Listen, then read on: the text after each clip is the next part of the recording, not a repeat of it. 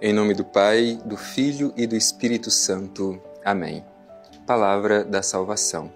Querido irmão, querida irmã, bem-vindo, bem-vinda a este nosso encontro fraterno ao redor da Palavra de Deus. Sabemos que a Palavra de Deus tem força de transformação.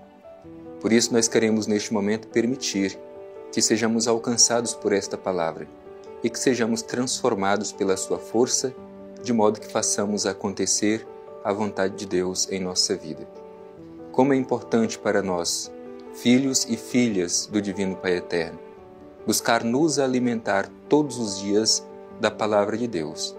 E temos esta oportunidade no Palavra da Salvação, de nos abrir para escutar o que o Senhor tem a nos dizer, fazer a nossa reflexão, de modo que ilumine a nossa vida no dia de hoje para corresponder ao projeto do Pai Eterno.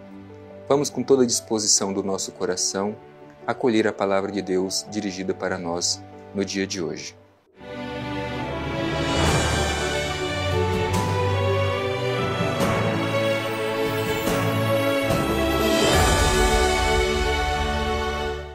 Proclamação do Evangelho de Jesus Cristo segundo Lucas. Glória a vós, Senhor. Na mesma hora, aproximaram-se alguns fariseus que lhe disseram: Parte e vai-te daqui, porque Herodes quer te matar. Ele respondeu: Ide dizer a essa raposa: Eis que eu expulso demônios e realizo curas hoje e amanhã, e no terceiro dia terei consumado. Mas hoje, amanhã e depois de amanhã, devo prosseguir o meu caminho, pois não convém que um profeta pereça fora de Jerusalém. Jerusalém, Jerusalém, que matas os profetas e apedrejas os que te foram enviados. Quantas vezes quis reunir teus filhos, como a galinha recolhe seus pintainhos debaixo das asas, mas não quiseste. Eis que vossa casa ficará abandonada. Sim, eu vos digo, não me vereis até o dia em que direis: Bendito aquele que vem em nome do Senhor. Palavra da salvação. Glória a vós, Senhor. Meu irmão e minha irmã, o Evangelho que nós terminamos de ouvir hoje nos mostra justamente como é o caminho de Jesus para Jerusalém. Jesus tomou a firme decisão de ir para Jerusalém. Nós sabemos muito bem o que aguarda Jesus em Jerusalém. Lá ele sofrerá o seu processo, a sua condenação, e será morto numa cruz e ressuscitará. E o que nós contemplamos neste texto que terminamos de ouvir é justamente o que acontece ao longo do caminho, enquanto Jesus sobe para Jerusalém. Vamos fazer a abertura do nosso coração, deixando que esta palavra nos ilumine, nos ajude a compreender o projeto de Jesus e, ao mesmo tempo, como que cada um de nós deve se colocar dentro do projeto de Jesus. O Evangelho começa dizendo que na mesma hora aproximaram-se alguns fariseus e lhe disseram: Parte e vai daqui, porque Herodes quer te matar. É interessante esta aproximação dos fariseus a Jesus. A gente se pergunta, por que eles se aproximam de Jesus para trazer esta notícia de que Herodes deseja matar Jesus? Bem, primeiro podemos imaginar que os fariseus estejam preocupados com Jesus e querem preveni-lo para que nada de mal aconteça com ele. Mas é pouco provável que os fariseus tenham no seu coração este propósito.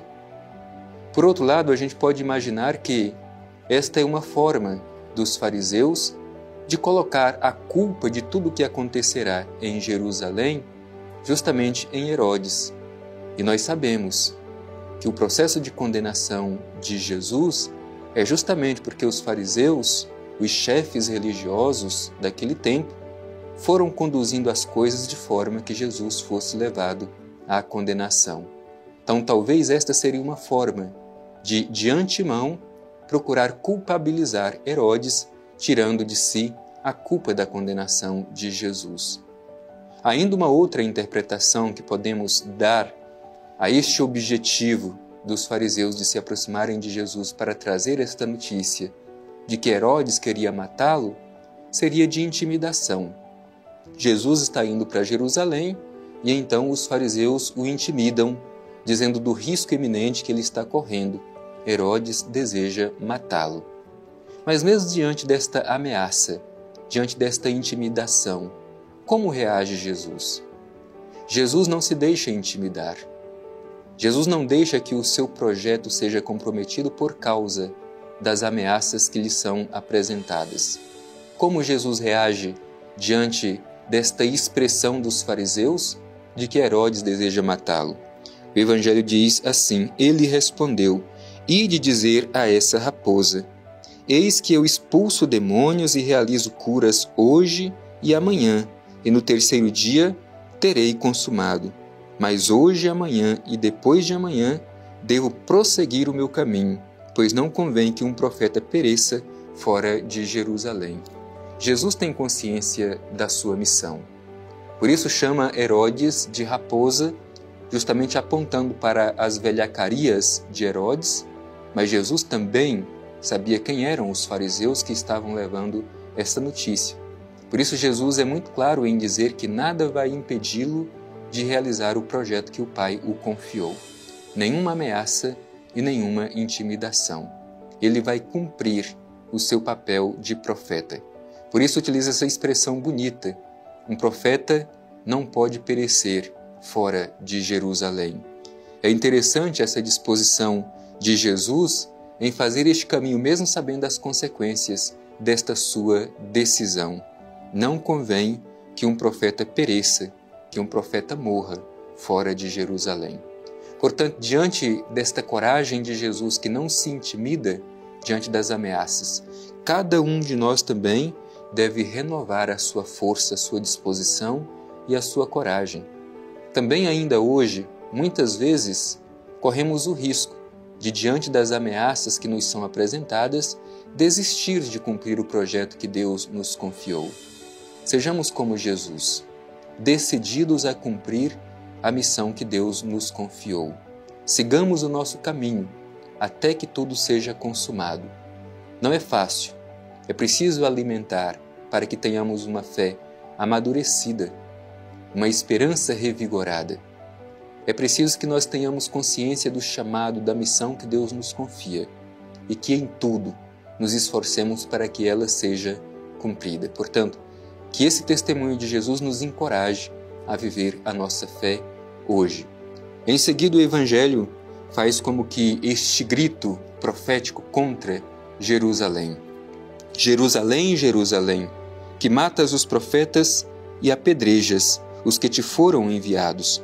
Quantas vezes quis reunir os teus filhos, como a galinha recolhe seus pintainhos debaixo das asas, mas não quisestes. Jerusalém, como nós sabemos, a capital de Israel, e é justamente ali que se entendia ser o centro religioso. Este é o lugar que Deus escolheu para manifestar a sua bondade e construir a sua morada. No entanto, os habitantes de Jerusalém não acolhem os profetas enviados por Deus. Ao contrário, matam os profetas enviados por Deus. E o último dos profetas a ser morto é o próprio Jesus, o Filho de Deus, que vai a Jerusalém, mas Jerusalém não o acolhe. Essa Jerusalém também pode ser cada um de nós. Tomemos cuidado, porque muitas vezes podemos deixar de acolher Jesus em nosso coração, deixá-lo fazer morada em nós. E o Evangelho se conclui desta forma: eis que vossa casa ficará abandonada. Sim, eu vos digo, não me vereis até o dia em que direis: bendito aquele que vem em nome do Senhor.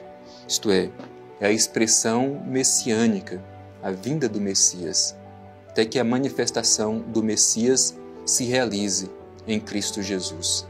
Portanto, deixemos que esta mensagem do Evangelho nos encoraje a viver melhor a nossa fé, sem nos curvar diante das intimidações e das ameaças deste mundo. Prossigamos o nosso caminho. Cristo está conosco, e se Ele está conosco, assim como Ele concluiu a sua missão neste mundo, também nós conseguiremos realizar o que o Senhor nos confiou.